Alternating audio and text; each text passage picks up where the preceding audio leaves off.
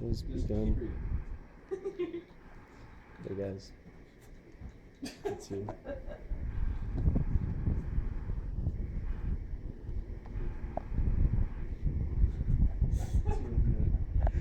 Hello everyone, my name is Louis Peraza and thank you for joining me. Today I'd like to speak to you about recent events of civil injustice. During the last few years, America has been rocked by the deaths of several young black men at the hands of the police. On August 9, 2014, Ferguson, Missouri police officer Darren Wilson shot and killed unarmed Michael Brown. Brown was 18 years old at the time. The details of this altercation have been sketchy throughout the investigation. According to a friend that was with Brown at the time, he was shot while standing in the middle of the street with his hands above his head. However, Wilson argues that Brown was charging at him at the time of the shooting. This discrepancy in detail is troubling, but the detail that doesn't change is that Brown was unarmed and should not have been fired upon. Later that night, Ferguson residents had made a makeshift memorial on the spot where Brown had died, and according to Mother Jones magazine, an officer was seen letting his police dog urinate on the memorial, and it was later destroyed by police vehicles. This increased the tension in Ferguson. The following night, a more proper candlelit vigil was held for Brown. 150 officers in riot gear arrived, much to the displeasure of the civilians and spoiled the mood.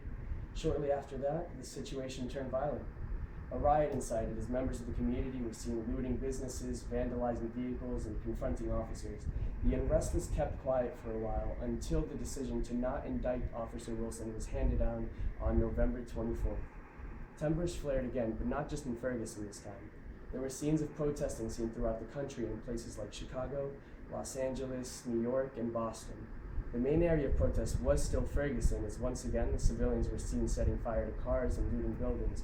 The state of unrest in America was augmented on December 3rd as the grand jury of Richmond County, New York, decided to not indict an officer who was responsible for the death of another unarmed black man.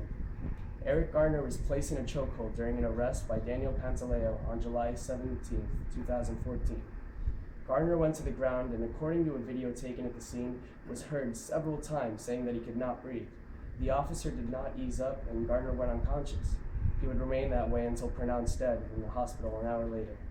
These are now two examples of officers that were not prosecuted after directly causing the deaths of unarmed black men. The black people of America took to the streets to show that they will not stand for this injustice that's been hurting them for so long. There were shows of support from cities such as Boston, Pittsburgh, and Washington, D.C., and the most recent incident of police abuse occurred on April 18, 2015, when news came out that Freddie Gray, a 25-year-old black man from Baltimore, was pronounced dead.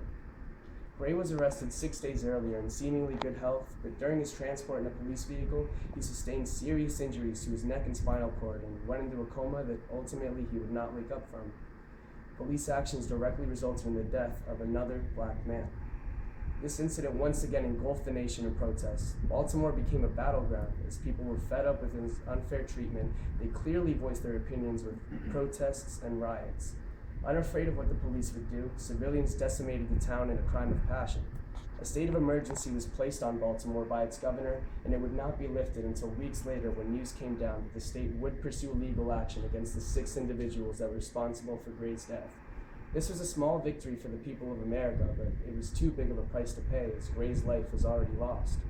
Prosecuting the officers seemed to dispel any malice that the protesters were feeling at the time, but it did in no way make them forget about the pain that they have all suffered throughout this troubling ordeal.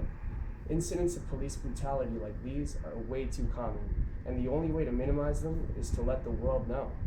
Put the police under the microscope and make sure that they're doing their jobs right. I don't believe that the injustice is over, but I do hope that in sharing these stories with you, you'll strive to become part of the solution and not the problem. Thank you.